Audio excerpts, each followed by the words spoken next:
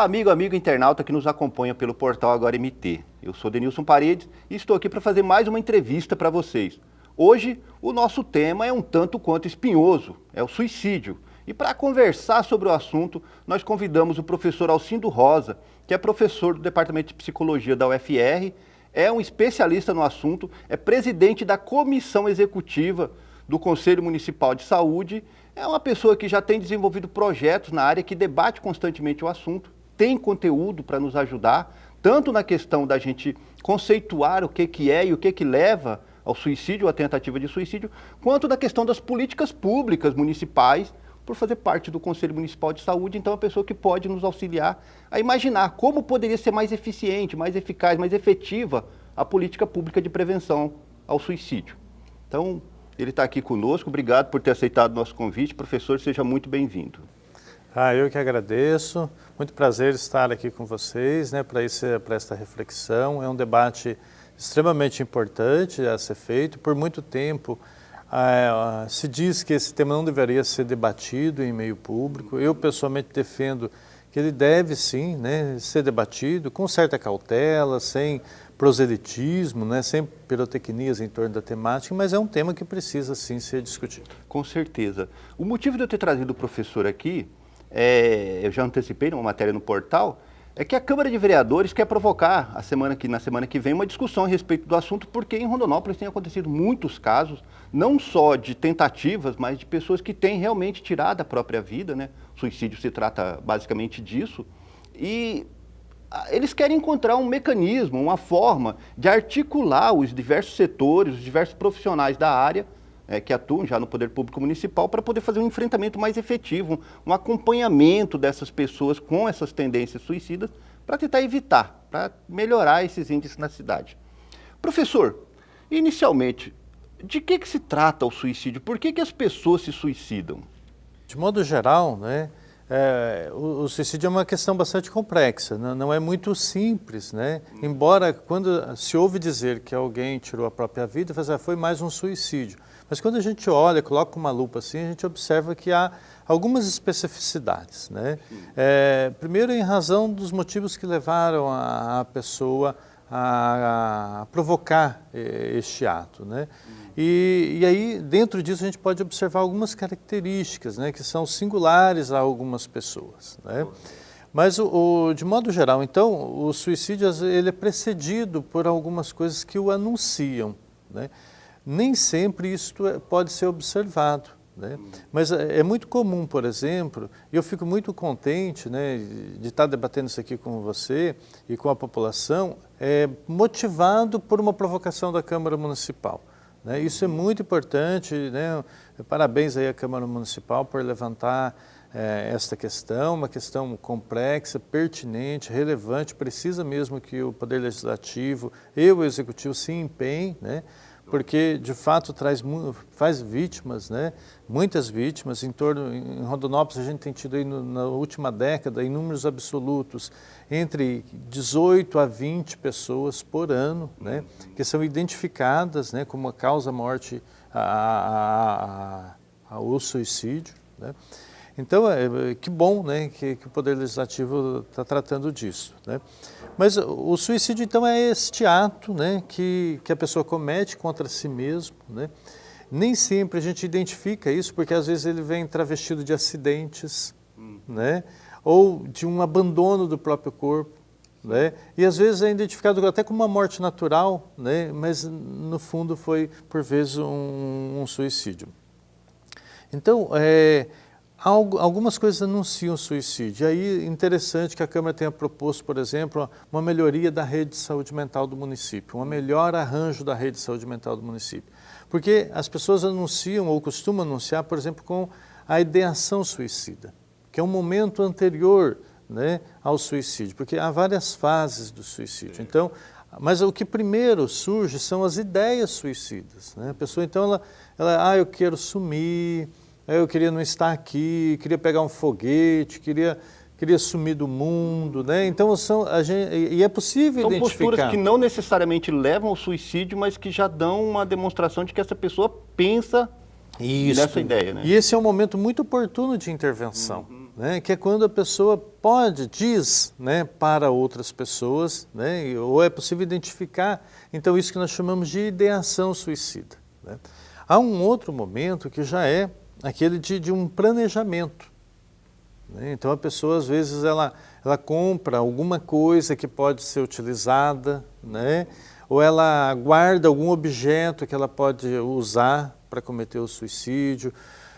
Então ela planeja, a gente tem observado, né, o uso de pontilhões, de pontes aqui no município para essas tentativas de suicídio. Então ela desenvolve um planejamento, então essa já é uma situação que exige já uma atenção muito maior. Né? Então a gente teve um primeiro momento que é da ideação, né? A pessoa tem ideias, e isso é muito comum, inclusive, na população. Porque não necessariamente levam a... Exatamente, porque às vezes... A pessoa pode ficar a vida inteira...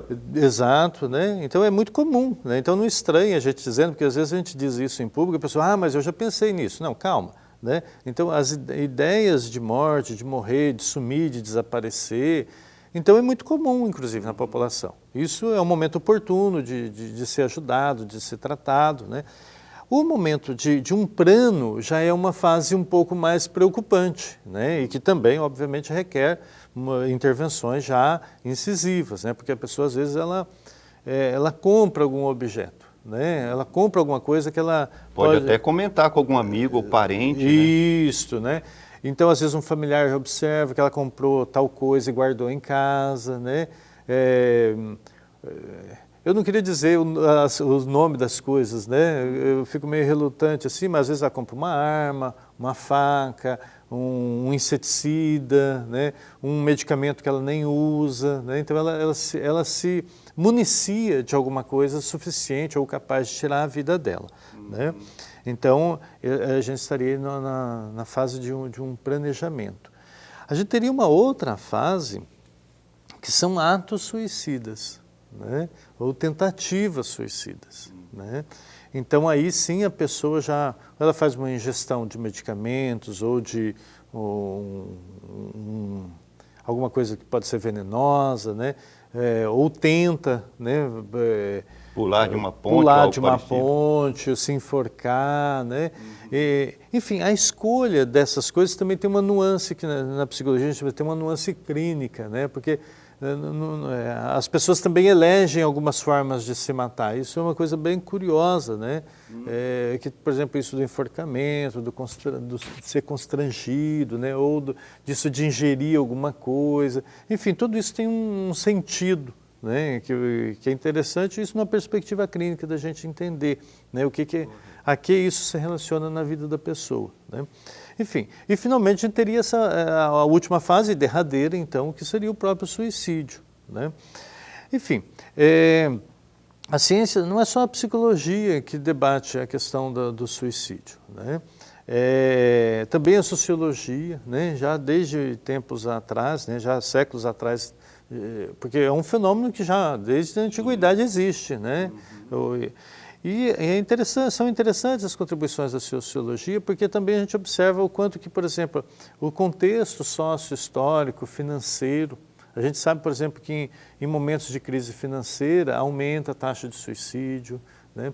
Em momentos de desesperança, em vésperas de guerra, né? Então, esse contexto sócio-histórico, econômico, né? Desemprego, então há vários fatores, vamos chamar assim, sociais, políticos, né, que contribuem para a elevação. Porque a gente pode afirmar, e aí as contribuições da psicologia são enormes para isso, né, de que o suicídio ele decorre de um vazio, né? É um estado de esvaziamento em que a pessoa se encontra, em que ela não consegue, né, ter investimentos, né? Inicialmente a gente pode pensar que essa é uma condição psíquica da pessoa, né?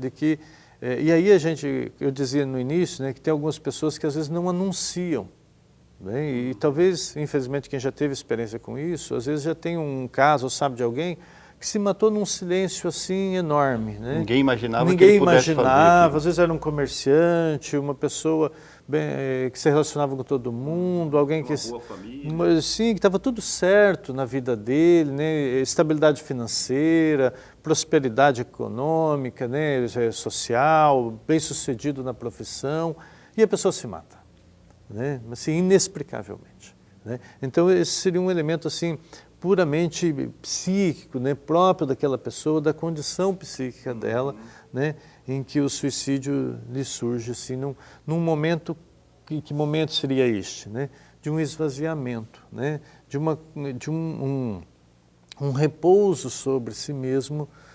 Então não consegue fazer investimento algum, como se ela não tivesse perspectiva, energias para investir. Ele olha, né, para frente e fala, não vale a pena. Exatamente, exatamente.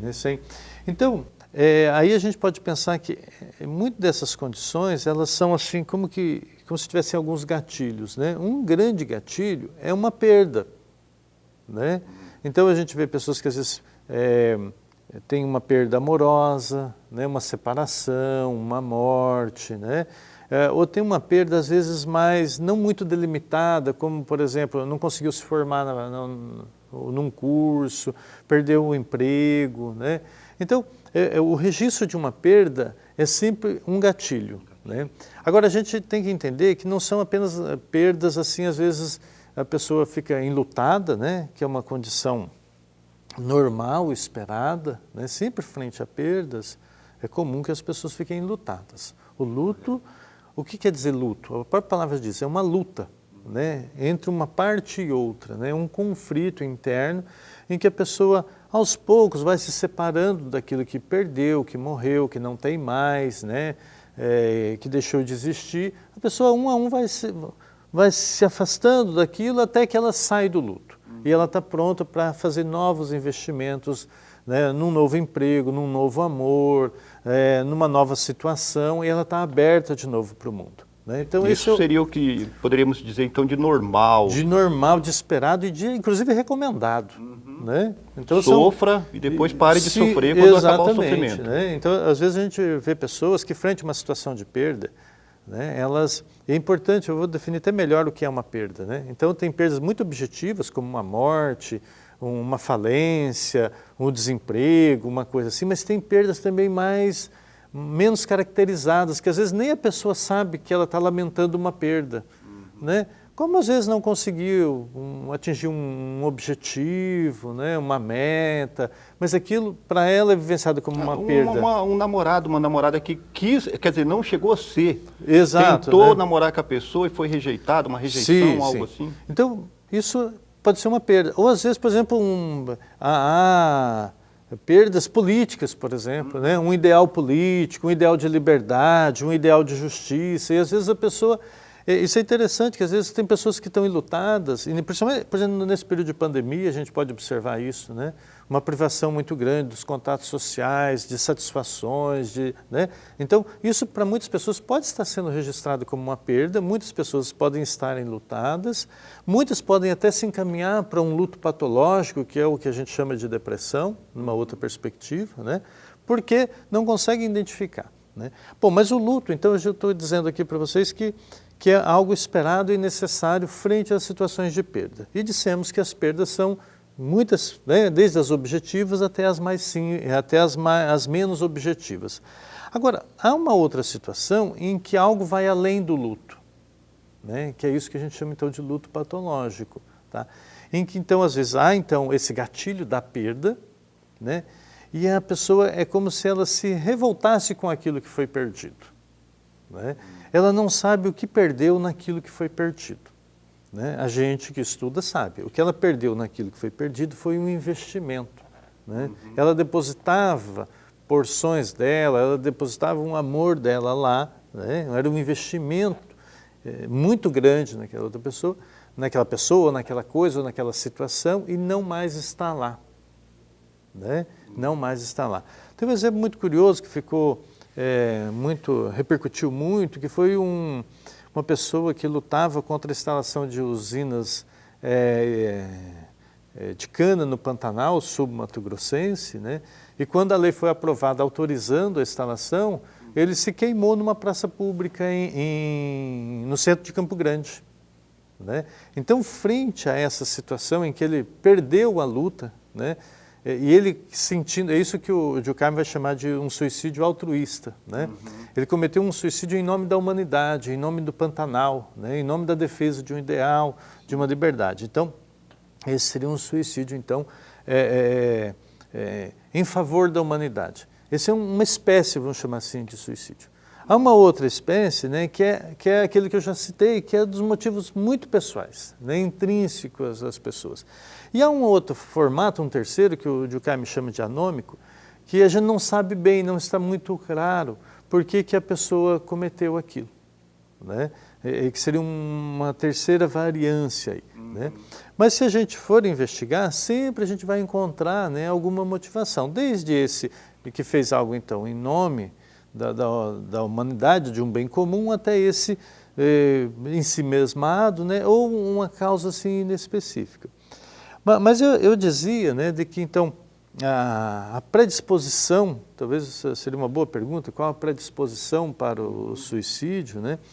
Então, e aí, por exemplo, na psiquiatria a gente vai dizer assim, sempre há um quadro depressivo, né? Eu prefiro dizer que sempre há um quadro melancólico, né? Que há um exagero de si mesmo, há um ensimesmamento, né? Se a gente observar, uma das características disso que na psiquiatria é chamado de depressão, é o quê? É a reclusão, é o ensimesmamento, é não querer sair de casa, querer ficar no lugar escuro, né? É se autocontentar com as próprias lamúrias, né? É um sentimento de penúria, né? E aí uma coisa muito interessante, a autodepreciação, né? A autodepreciação é o elemento fundador, vamos dizer assim, desse luto patológico e que é uma pré-condição, então, importante aí para o suicídio. Teoricamente, a gente poderia aprofundar essa questão, a gente vai ver que tem uma composição narcísica nessa pessoa, né, de um ensimesmamento muito grande, né? Há uma ambivalência, que é uma outra pré-condição. O que é ambivalência, né? É uma relação de amor e ódio com aquilo que foi perdido ou com uma situação que foi perdida, né? Então é muito comum, por exemplo, que no suicídio a pessoa deixe uma carta, né? Deixa uma carta, deixa um bilhete ou faça alguma coisa, né? Como se, olha, eu estou partindo, mas eu estou ferrando você, né? Você vai ficar aí, mas você vai ter que ficar lembrando de mim, né?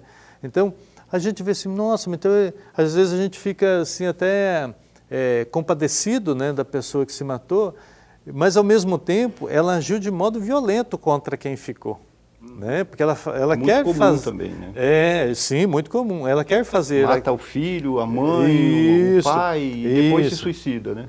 Então ele faz então o outro ficar sofrendo. Ou seja, a gente tem aí uma agressividade, né? Uma agressividade que não pode ser elaborada, não pode ser direcionada ao outro. Então você deu um bom exemplo, que é isso dos crimes passionais, né? Então se eu não posso te ter, eu te mato, né? Aqui em Rondonópolis, há alguns anos atrás, teve um crime... Aí eu te mato, eu perco o sentido da vida, aí eu me mato também. Exatamente, exatamente. Né? Então a gente vai ver aí que isso que eu chamei de ambivalência, né, que nós chamamos de ambivalência na psicologia, que é uma relação de amor e ódio com este, né? Então, se eu te perco, né, você quer o meu objeto de investimento, e se você não me quer mais, né, então eu te mato, né? Ou seja, aí a gente vai ver assim que há um estado de fusão, né, de uma união muito grande, e por isso que eu falei que é um estado narcísico. A gente está fazendo uma discussão muito profunda aqui, tá? São conteúdos. Eu sei que é um assunto complicado, bem e eu estou denso, te né? entendendo que é difícil conceituar com poucas palavras. Exatamente, né? Então, por isso que uma das pré-condições é um estado narcísico, né? Vamos dizer assim, o que é um estado narcísico? É um autoenamoramento. Então a pessoa age com o mundo, com as outras pessoas, com as suas relações amorosas, por exemplo, como se fosse parte dela mesma, né? Como se fosse uma única coisa, né? Então se essa única coisa quer se separar de mim, né, eu mato, ou eu me mato. Né? Ou as duas coisas. Exatamente. Num processo comum, ela pode entrar num processo de luto, né? O que é o esperado e desejado. Acabou o casamento, perdeu o emprego, se separa, e um a um ela vai se... Né, sobra um porta-retrato, sobra uma lembrança, alguma coisa assim. Ela foi por um tempo e reconstrói. Reconstrói, isso. Bom, então essa compreensão, ela permite que a gente pense algumas saídas. Isso, era dessa parte aí que eu gostaria de chegar. Antes da gente entrar propriamente numa questão de poder público, por exemplo, políticas públicas para prevenção e para tratamento, isso se dá muito no ambiente familiar, das relações no geral. Havendo esses sinais, havendo uma predisposição, alguém percebendo isso, como é que se convive, como é que se trata isso, como é que se procede nessas situações, o que a gente pode fazer nesses casos? Bem, também não é tarefa simples para quem observa, né, um familiar neste estado. Porque uma das características, né, por exemplo, de um luto patológico, de um estado depressivo, né, é justamente um isolamento, um afastamento, uma não aceitação de qualquer intromissão, né? Ou seja, de qualquer ajuda. Ele não está disposto a fazer ganchos, né? A fazer investimentos, né? Então a pessoa, quem aqui já acompanhou alguém no estado depressivo, sabe que a pessoa não quer ir em festa, não quer sair de casa, às vezes não quer se alimentar. Não quer sua companhia, né? Não quer companhia, fica trancado dentro do quarto, né? Apaga a luz, né? Então fica às vezes num murmúrio, né? Como se fosse um bebê numa posição fetal, assim, né? Há uma espécie de regressão, vamos dizer assim. Então é uma tarefa gigante para quem detecta isso num familiar. Talvez uma boa recomendação é de buscar ajuda especializada, né? Nem sempre a ajuda especializada está acessível para as pessoas e nem sempre a pessoa quer a ajuda. Então, às vezes, o acompanhamento, né? E se há, por exemplo, tentativa, se é identificado já a tentativa de um plano e mesmo uma tentativa, às vezes tem que ter, inclusive, uma vigilância, né? Porque a gente está fazendo uma opção pela vida. Né? A gente até pode pensar que talvez fosse um direito da pessoa tirar a vida. Né?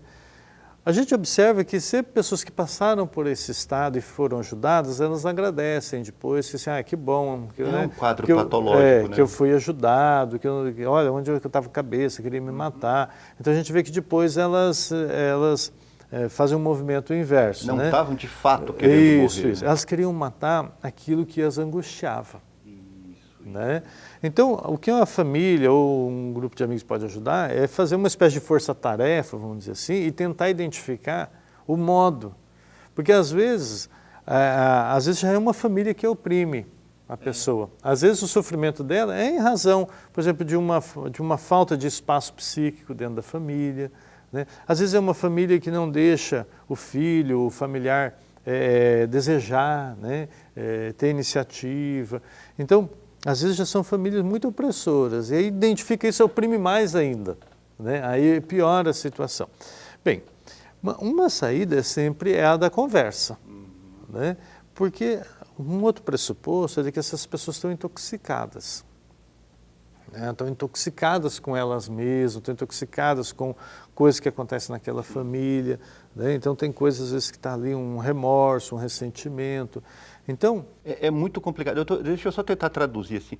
Eu acho que existem determinados ambientes familiares, ou seja lá que tipo de ambiente, que são os ambientes a causa do sofrimento que está levando a pessoa a prospectar um possível suicídio ou algo assim. Então, nesse caso, é mais complicado porque mesmo sabendo, às vezes o ambiente, ao invés de ajudar a superar aquela situação, ele acaba contribuindo para aprofundar. Exatamente. Né? A gente até brinca com uma coisa muito séria, né? Que a família, ao mesmo tempo que é um fator protetor, também é um fator que produz muita doença mental, né? Vamos dizer assim. É uma coisa curiosa, né? Porque às vezes... Então aí é preciso um esforço gigantesco, inclusive para mudar o próprio modo da família. Da família existir, da né? família, exatamente. Por isso que muitas vezes às vezes a gente tem isso que chamamos de paciente identificado, né? Que é essa pessoa que às vezes anuncia, né? Que está deprimida, anuncia uma ideação suicida. Mas às vezes é todo o grupo familiar que precisa ser cuidado. Né? Então, enfim, mas a gente pode observar isso em grupos um pouco maiores também, né? Às vezes no trabalho, né? É possível a gente identificar alguns indícios. Para alguns casos, é importante sempre a gente lembrar que tem aquele que não vai ter nenhum indício, que o cara vai lá e se mata. Né? E ninguém conseguiu assim fazer nada, mas como que a gente não viu? Né? Porque não viu, porque às vezes não foi dado nenhum indício mesmo, às vezes era uma coisa muito restrita daquela pessoa. Né? Ela foi lá e nesses casos é curioso, porque a pessoa é muito certeira nesse caso. Ela não é ela tentativa. não tenta, né? Ela não tenta, ela vai e executa. Ela acha uma forma que vai ser eficiente, né, infelizmente, e ela se mata. Né? Porque, professor, antes da gente avançar, eu preciso avançar em seguida para a próxima etapa da nossa entrevista. Para quem está nos acompanhando a partir de agora, eu estou entrevistando o professor Alcindo Rosa, professor de psicologia da UFR, e nós estamos conversando sobre o suicídio. Há casos, professores, como esse que a gente estava conversando agora há pouco, em que, literalmente, né, a pessoa tenta mais de uma vez, 2 vezes, 3 vezes o suicídio. Há uma tentativa de chamar a atenção para si nessas tentativas, né? Sim. Isso a gente pode pensar, né? Aí na psicologia tem a gente... É como se ele estivesse pedindo uma segunda chance, né? Sim, a gente tem até umas classificações, né? Nem convém eu dizer aqui para vocês, mas assim, dá para... A gente pensa, tem esse então que vai lá num silêncio e comete o ato, mas tem aquele também que as tentativas são ruidosas, né? Então, que são várias tentativas, são tentativas assim mal sucedidas porque elas não foram eficientes e que trazem justamente isso que você falou, de uma... Primeiro que a tentativa de suicídio, tirar a vida, chama muita atenção, né? Então, e as pessoas passam a ter um ganho secundário com isso, provocando, né? E uma coisa muito comum, inclusive em jovens, em especial meninas jovens, mas também acomete meninos, né? Nesse momento é o fato de se riscarem, né? Isso que a gente chama de autolesões. O melhor nome é autolesão, né? Automutilação já seria decepar, tirar um pedaço, né? Mas se autolesionas, então nas escolas a gente tem observado muito isso, né? Entre os adolescentes, principalmente, e aí produz um certo escândalo, vamos dizer assim, né? Porque a imagem, né? Tem o poder da imagem, né? De mostrar o braço todo riscado, né? Ferimentos, né? Ou com pequenas giletes, pequenas lâminas, né? E isso sim. Então, tem aí isso que você trouxe de uma certa espetacularização do suicídio. Eventualmente, isso dá certo e se torna de fato um suicídio, né? Mas muitas vezes, às vezes isso prospera até por anos, né? Até que a pessoa dá um destino, né? Porque é uma forma também, há aí uma coisa que a gente chama de um gozo em fazer isto, né? Há uma espécie de satisfação em autolesionar e aí provoca uma correria na família e vai para a UPA e chama SAMU, né? E, enfim, demanda tratamentos, né? E a pessoa não consegue sair desse círculo, né? Mas é sim, nesses casos, uma forma de é ruim a gente falar assim de chamar a atenção, porque essa expressão ficou pejorativa. Na verdade, há um sofrimento psíquico ali.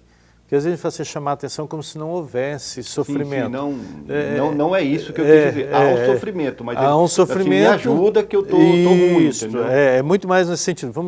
Quero chamar a atenção porque há algo... só que é interessante aí o funcionamento psíquico dessas pessoas, porque também o que é oferecido não é suficiente.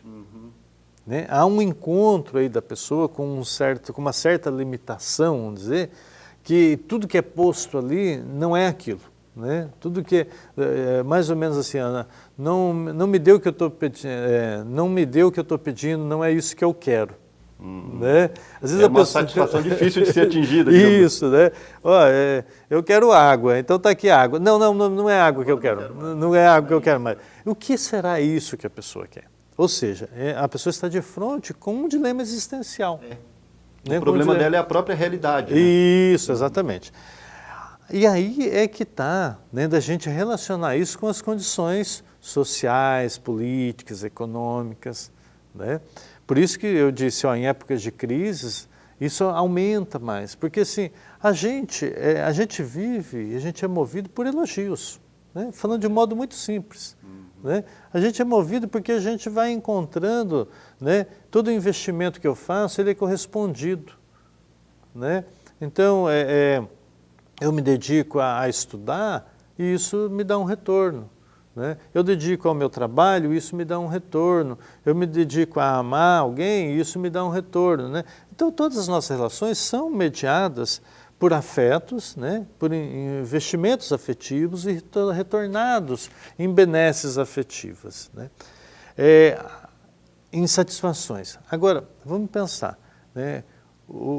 Estudar tem prometido o que aos nossos estudantes? Uma né? carreira de sucesso, algo assim. Então, tem sido muito frágil, né? Então, as nossas condições sociais não têm prometido muitas coisas, né? Então, por isso, por exemplo, às vezes muitos jovens se enveredam pelo crime, né? Porque Há uma desesperança. é uma né? desesperança, exatamente, né? Então, em momentos de crise, e eu acho que esse momento da pandemia é uma crise, né? A gente até tenta contornar a crise financeira, mas há uma espécie de convulsão social, né? Principalmente, né, para as camadas sociais mais vulneráveis, né? Então é como se as necessidades, assim, por exemplo, a autoestima, né? Garantir a autoestima é uma condição, não é para muitos, né? Porque a maioria das pessoas nesse instante tem que lutar pela sobrevivência, né? Quem dirá então satisfações mais elaboradas, né? E a gente sabe que essas satisfações mais elaboradas, elas são necessárias para o bem viver. Senão então, a pessoa fica insatisfeita com a vida em todos os momentos, desde que acorda até a hora que dorme. Exatamente, né? Então esse quadro, vamos dizer assim, de insatisfação, né? Ou de ausência de perspectiva, de desesperança, né? Ele é uma pré-condição social importante, né? Para o suicídio, né? Para o aumento das taxas de suicídio, né? Então, e aí a importância então dos contextos sociais, né? Professor, falando em contexto social e voltando um pouquinho a essa questão das tentativas, a discussão que foi começada na Câmara de Vereadores, ela nasceu a partir de uma ideia de que as tentativas de suicídio ela tem um alto custo, um custo elevado para a saúde pública. E que depois, uma reincidência dessas tentativas poderia ser evitada com um acompanhamento que talvez fosse mais em conta do ponto de vista financeiro. Falando do ponto de vista mais humanitário, ao você evitar tentativa de suicídio, você está tratando a causa, o problema, está salvando vidas. O que o poder público municipal, dentro da estrutura que tem, por exemplo, e principalmente com essa limitação de pandemia hoje, poderia fazer? É justamente o momento que tem o aumento de casos, aumento das condições, digamos assim, formadoras desse quadro de aumento de suicídios, ao mesmo tempo há uma restrição no trabalho provocado pela pandemia. O senhor, por exemplo, já desenvolveu um projeto do curso de psicologia da UFR em parceria com o município que atendia gratuitamente, com a maior paciência, tinha um trabalho excelente, inclusive, desenvolvido na área aqui em Rondonópolis. Hoje, a gente não vê esse tipo de coisa acontecendo. O que pode ser feito reorganizando a estrutura que existe hoje? Como é que pode atuar para melhorar esse quadro em favor da vida? Porque lutar contra o suicídio é basicamente lutar a favor da vida. O que pode ser feito no curtíssimo prazo em Rondonópolis? Sim, o que a gente observa, né, é que o sistema de saúde, infelizmente, ele está muito reativo. O que eu quero dizer com isso?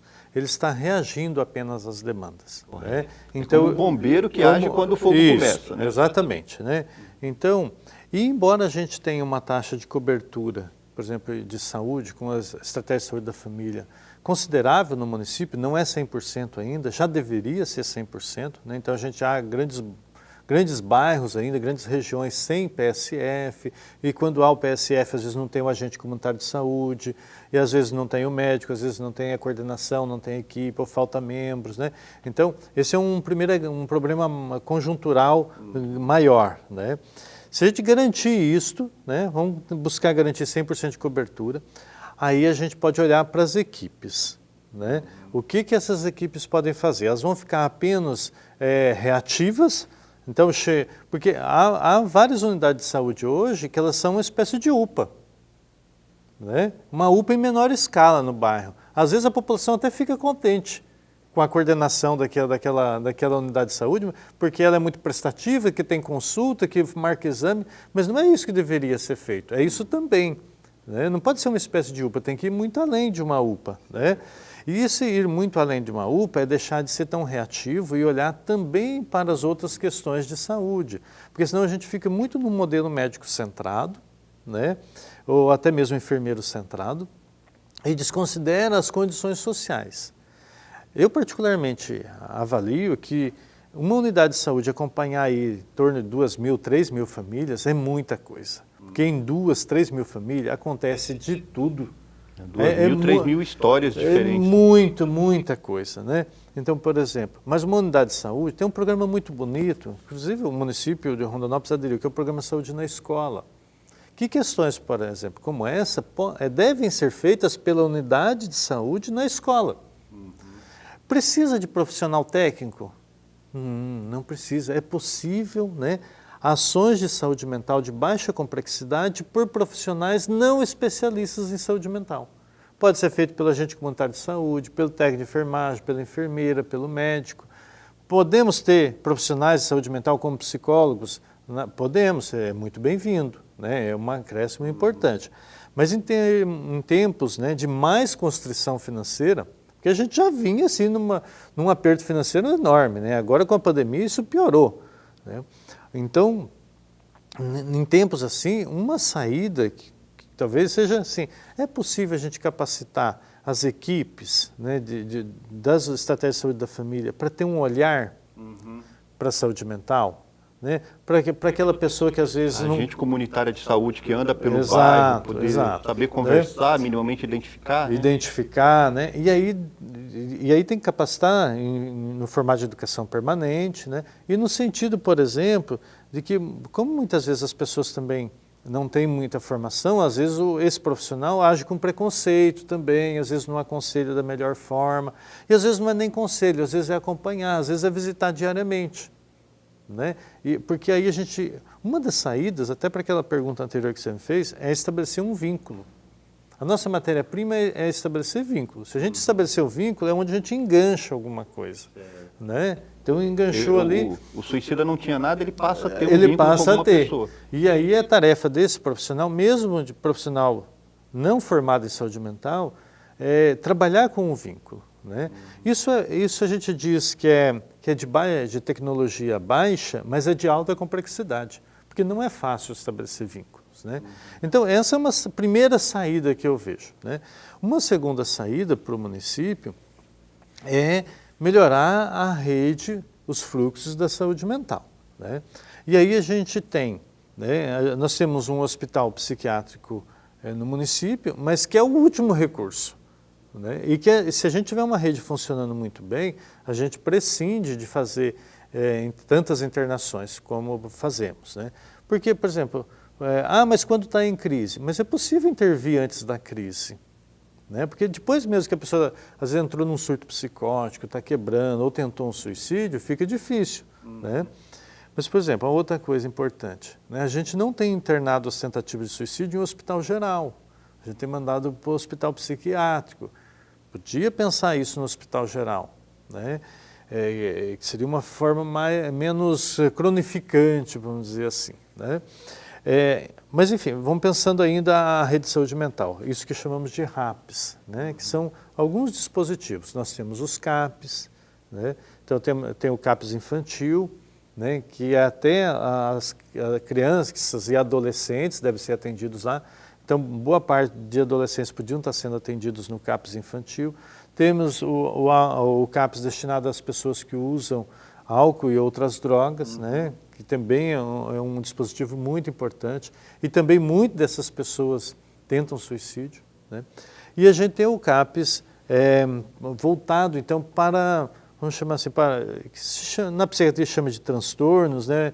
A gente prefere chamar de intenso sofrimento psíquico, né?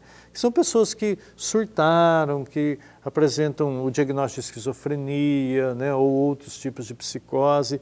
Então, muitas delas já em estado crônico, né? E em Rondonópolis nós temos um CAPS assim que funciona lá anexo ao Hospital Paulo de Tarso. Deveríamos ter um outro, porque é um CAPS para 100 mil habitantes, nós temos mais de 200 mil habitantes. Né? Aí a gente tem um outro dispositivo que é o ambulatório de saúde mental, né, do município, que na última gestão fez alguns aperfeiçoamentos, ele funcionava no antigo Jardim Guanabara, né, lá na Policlínica Jardim Guanabara, veio ali na região central da cidade, agora mudou, tem um espaço próprio, né? E aí foi onde nós estávamos, então, durante todo o ano de 2019, desenvolvendo um projeto chamado Escolha Viva, que é que nós colocamos num horário alternativo ao horário do trabalho, colocamos depois das 18 horas, íamos até às 21 horas, né? Se tratou de um projeto, inicialmente um projeto de extensão, né, da universidade, com estagiários do curso de Psicologia, e que nós abrimos, né, esta porta de entrada, e aí logo em seguida foi preciso já fracionar os atendimentos em ao menos 3 grandes grupos, né? A atenção aos familiares, né, das pessoas em risco de suicídio, que essas famílias também sofrem uma barbaridade, né, e não sabem como lidar com a situação. E às vezes tem aquele fator que a gente tinha comentado antes, às vezes a família é o causador. Exatamente. E nem sempre é por um sentimento de maldade. Exatamente. Às vezes não, né? E aí um outro grupo destinado às adolescentes, né? Eu falo às adolescentes porque apareceram poucos meninos, embora eles existam, né? Mas foi um grupo voltado às adolescentes, né? Um grupo enorme, né? Em pouco tempo a gente tinha muitas adolescentes. E um terceiro grande grupo de adultos, né, já num estado um pouco mais crônico, né, mas também com risco, com histórico de internações psiquiátricas, né, com riscos importantes, né, e com várias tentativas de suicídio. Então, esse projeto foi interrompido por conta da pandemia, né, por conta da pandemia. Junto disso, a rede de saúde mental de Rondonópolis também se estrangulou por conta que o serviço de psiquiatria, né, os profissionais de psiquiatria se afastaram, né? Por conta aí que são pessoas em situação de risco ao Covid. São idosos, né? Isso. Então, isso também fragilizou muito o ambulatório, até esse momento, né, está sem o atendimento psiquiátrico. Infelizmente, na nossa cidade também tivemos a morte do Dr. César, né, que também era um importante psiquiatra que atuava em várias instituições, então, de um modo ou outro, ele também atendia pessoas nessas situações. Há uma questão estrutural também, que é a falta de médicos psiquiatras, né? Poucos médicos escolhem ser psiquiatras, né?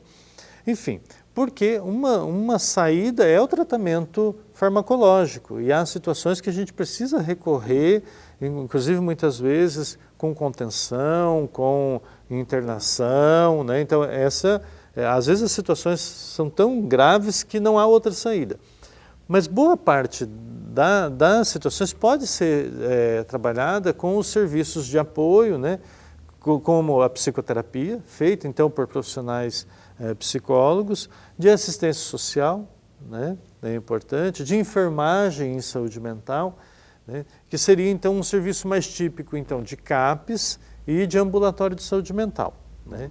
E a gente teria um outro serviço que já discutimos, que é esse nas estratégias de saúde da família, que seriam os serviços mais, assim, de identificação, de acompanhamento. Então a gente teria assim, um mapeamento do que seria essa rede e a gente precisa melhorar esses fluxos. Por exemplo, o ambulatório não tem conseguido, primeiro, ter condições. Agora a equipe está com uma equipe, melhorou, né? Na última gestão foi melhorada a questão da equipe. Precisa avançar ainda, precisa avançar, né?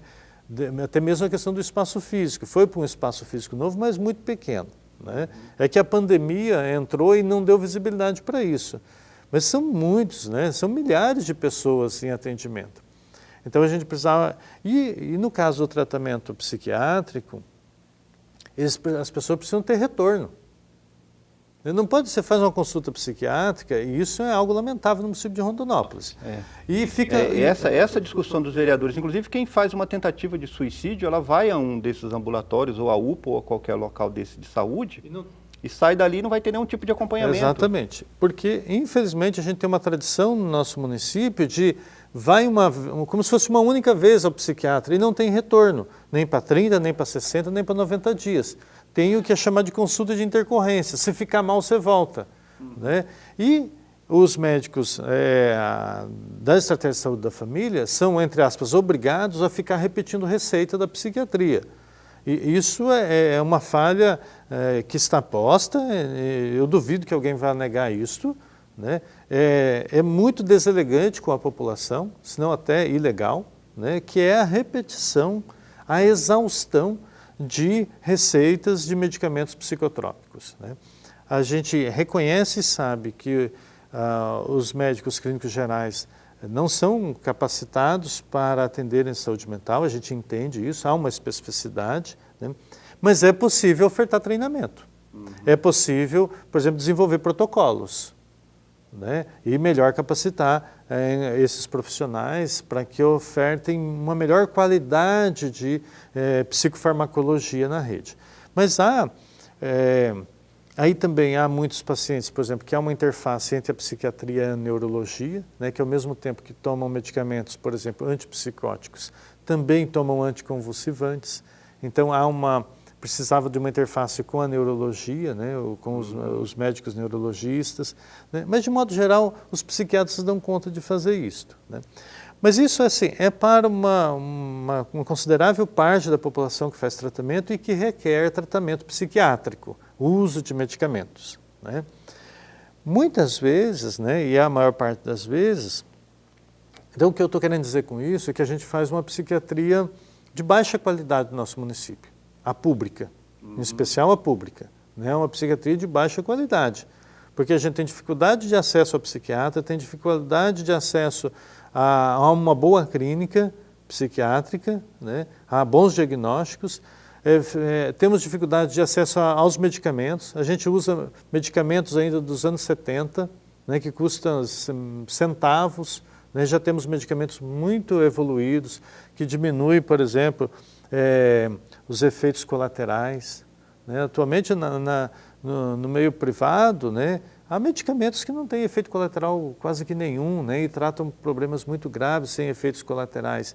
E ainda para a população no serviço público a gente oferta medicamentos que causam parkinsonismo farmacológico, né, demência, de cinesia tardia. Então são medicamentos assim muito antiquados, né? Mas como são baratos, são esses que o município oferta.